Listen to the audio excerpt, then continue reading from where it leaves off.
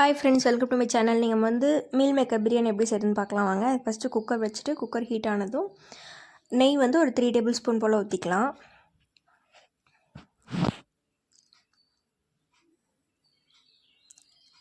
நெய் ஊற்றி அது ஹீட் ஆனதுக்கப்புறமா நம்ம ஆயில் ஒரு 2 டேபிள் ஸ்பூன் ஊற்றிக்கலாம். நீங்கள் நெய்யில் சமைச்சாலும் ஓகே தான், ஏன்னா ஆயில் ஊற்றுறப்ப அந்த டேஸ்ட் ரொம்ப இதாக தெரியாது, நெய் டேஸ்ட்டு பிடிக்காதவங்களுக்கு.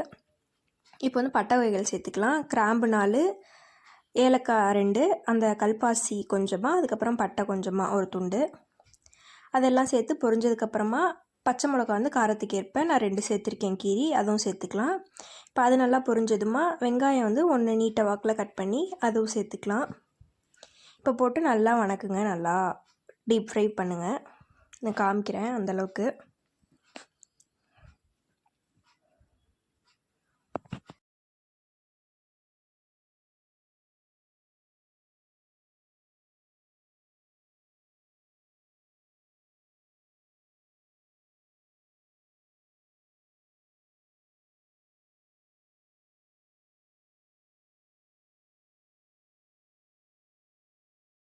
பாருங்கள், நல்லா இந்த அளவுக்கு கலர் மாறி இருக்கணும், நல்லா வெந்திருக்கணும். இப்போ நம்ம தக்காளி 1 சேர்த்துக்கலாம். நல்லா பழுத்த தக்காளியாக, பெரிய தக்காளி நான் 1 சேர்த்துக்கிறேன். நீங்கள் குட்டியாக இருந்தால் 2 கூட சேர்த்துக்கோங்க. இப்போ இதுவும் நல்லா வணங்குற அளவுக்கு நம்ம நல்லா மிக்ஸ் பண்ணி விட்டுறலாம்.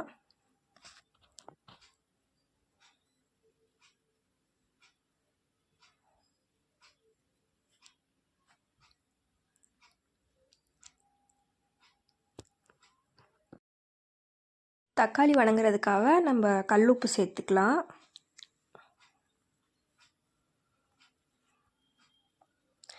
நம்ம சாப்பாட்டுக்கு தேவையான அளவே சேர்த்துக்கலாம். இன்றைக்கி நான் 2 டம்ளர் அரிசி எடுத்துக்கிறேன், அதுவும் ஊற வச்சுக்கிறேன். ஒரு 10 நிமிஷம் ஊற வச்சுக்கோங்க.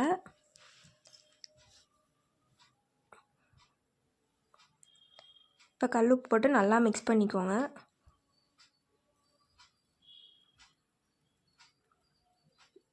தக்காளிலாம் நல்லா மசிஞ்சிடணும் அந்தளவுக்கு.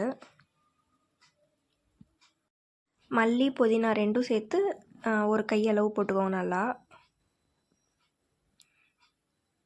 போட்டு இதுவும் நல்லா வணக்கி விட்டுருங்க.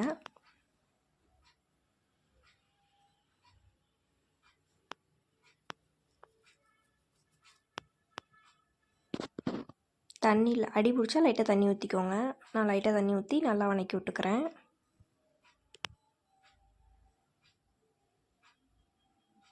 இப்போ இஞ்சி பூண்டு பேஸ்ட்டு நல்லா இடித்து சேர்த்துக்கோங்க. அப்போதைக்கு நல்லா இடித்து, இல்லைனா பேஸ்ட்டாக டக்குன்னு அரைச்சி அப்போ சேர்த்துக்கோங்க, அப்போ தான் நல்லாயிருக்கும். அதுவும் போட்டு நல்லா மிக்ஸ் பண்ணி விடுங்க. தண்ணி வேணால் லைட்டாக ஆட் பண்ணிக்கோங்க, அந்த எதுவும் ஒட்டுற மாதிரி இருந்ததுன்னா.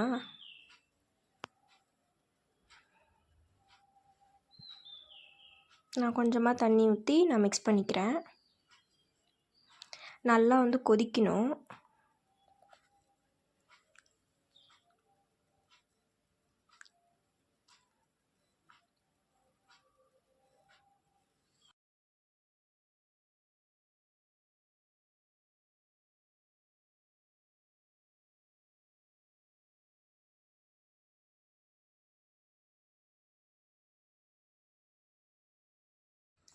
பாருங்கள், இப்போ நல்லா இந்த அளவு கொதிச்சிருச்சு. இப்போ நம்ம மசாலா ஆட் பண்ணிக்கலாம். மஞ்சத்தூள் 1/4 டேபிள் ஸ்பூன், மிளகாய்த்தூள் ஒரு அரை டேபிள் ஸ்பூன். உங்கள் காரத்துக்கு ஏற்ற மாதிரி நிறையாவும் கம்மியாகவும் சேர்த்துக்கோங்க. நான் கம்மியாக தான் செய்வேன், அதனால் அரை டேபிள் ஸ்பூன் போட்டுக்கிறேன். மல்லித்தூள் ஒரு அரை டேபிள் ஸ்பூன்.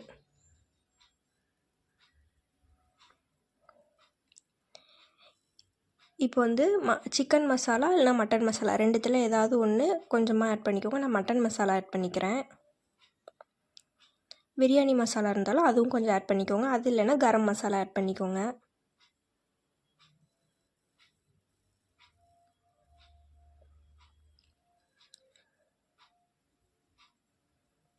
இப்போ நல்லா மிக்ஸ் பண்ணி விட்டுக்கோங்க.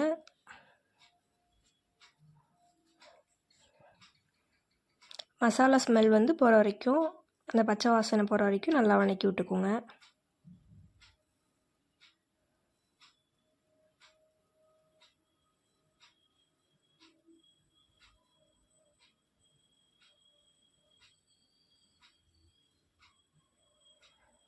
தண்ணி லைட்டாக ஊற்றி நல்லா கொதிக்க விட்டுருங்க.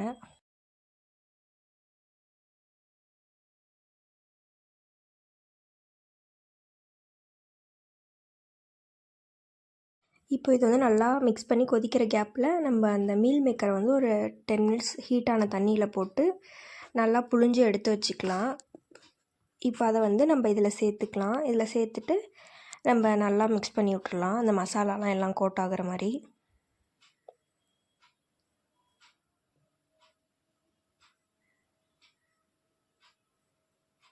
தண்ணி வேணால் லைட்டாக ஆட் பண்ணி நம்ம நல்லா ஃபுல்லாக மிக்ஸ் பண்ணி விட்டு நல்லா கொதிக்க விட்டுறலாம். இப்போ வந்து நல்லா நம்ம தண்ணி ஊற்றுறோன்னா அதை வந்து நம்ம கணக்கில் வச்சுக்கணும். இப்போ ஒரு டம்ளர் ஃபுல்லாக ஊற்றுறோன்னா அதை வந்து நம்ம அந்த அரிசிக்கு தண்ணி ஊற்றுறப்ப அதை குறைச்சிட்டு தான் ஊற்றணும்.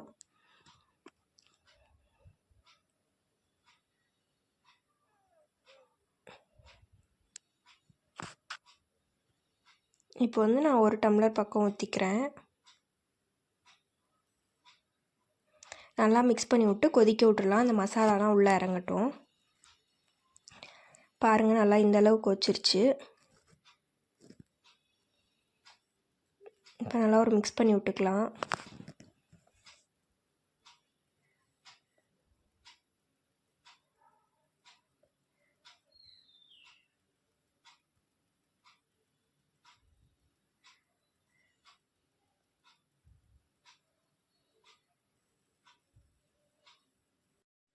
ஊற வச்சுருக்க அரிசியும் சேர்த்துக்கலாம். நான் 2 டம்ளர் ஊற வச்சுருக்கேன், ஒரு 10 நிமிஷம். இன்றைக்கி வந்து நான் குருண அரிசியில் தான் செய்கிறேன், அந்த இது பெரிய அரிசி இல்லை. இப்போ வந்து இதுக்கு தண்ணி நல்லா ஃபஸ்ட்டு ஒரு தடவை மிக்ஸ் பண்ணிடலாம். மிக்ஸ் பண்ணிவிட்டு தண்ணி ஆட் பண்ணிக்கலாம். 2 டம்ளர் அரிசிக்கு 6 டம்ளர் தண்ணி ஊற்றிக்கோங்க, அப்போ தான் கரெக்டாக இருக்கும் குருண அரிசியாக இருந்தால். இப்போ இது மிக்ஸ் பண்ணிவிட்டு எல்லா சைடும் கலந்து விட்டுட்டு உப்பு வேணால் செக் பண்ணி போட்டுக்கோங்க. இப்போ நெய் வந்து லாஸ்ட்டாக ஒரு 2 டேபிள் ஸ்பூன் விட்டிங்கன்னா நம்ம இதில் குண்டானில் வந்து ஒட்டாது, எதுவும் சைடில் கீழே எதுவும் ஒட்டாது. நம்ம தண்ணி கரெக்டாக ஊற்றினாலும் ஒட்டாது. இன்கேஸ் நீங்கள் நெய் ஊற்றினாலும் அது ஒட்டாமல் இருக்கும். நல்லா சாஃப்டாகவும் உதிரியாகவும் ஒரு சாப்பாடு. இப்போ நல்லா மூடிட்டு விசில் போட்டுடலாம். நல்லா ஒரு 2 விசில் விட்டு எடுத்துக்கோங்க. நீங்கள் எத்தனை விடுவீங்களோ அத்தனை மாதிரி பார்த்துக்கோங்க. நான் வந்து ஒரு 2 விசில் விட்டுட்டு ப்ரெஷர் போனதுக்கப்புறமா எடுத்துக்கிறேன். இருங்க, ஓப்பன் பண்ணி காட்டுறேன்.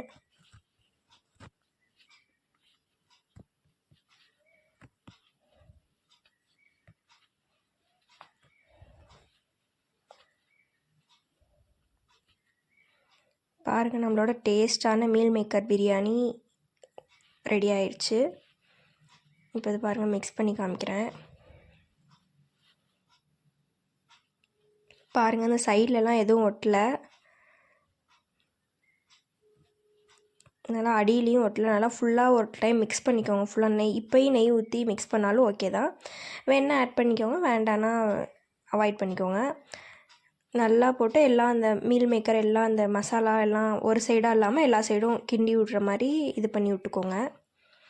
அவ்வளோதான், நம்மளோட மீல் மேக்கர் பிரியாணி ஈஸியாக வீட்டிலையே 10 மினிட்ஸில் ரெடி ஆயிரும். இது வந்து டிஃபனுக்கு நம்ம பேக் பண்ணி கொடுக்கலாம். நீங்களும் இது மாதிரி ட்ரை பண்ணி பார்த்துட்டு எப்படி இருக்குன்னு எனக்கு கமெண்டில் சொல்லுங்கள். பாருங்கள், நம்மளோட பிரியாணி நல்லா உதிரியாக நல்லா டேஸ்ட்டாக ரெடி ஆயிடுச்சு.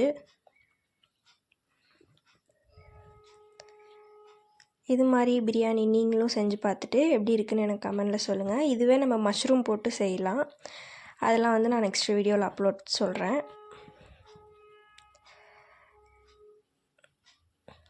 நல்ல டேஸ்டான மீல் மேக்கர் பிரியாணி வீட்டிலே ரெடி ஆயிடுச்சு. நீங்களும் இது மாதிரி ட்ரை பண்ணி பார்த்துட்டு எப்படி இருக்குன்னு எனக்கு கமெண்டில் சொல்லுங்கள். தேங்க்யூ ஃபார் வாட்சிங். சப்ஸ்கிரைப் பண்ணுங்கள், லைக் பண்ணுங்கள், ஷேர் பண்ணுங்கள், கமெண்ட் பண்ணுங்கள். இது மாதிரி நிறையா வீடியோ பார்க்க நம்ம சேனலை ஃபாலோ பண்ணிக்கோங்க.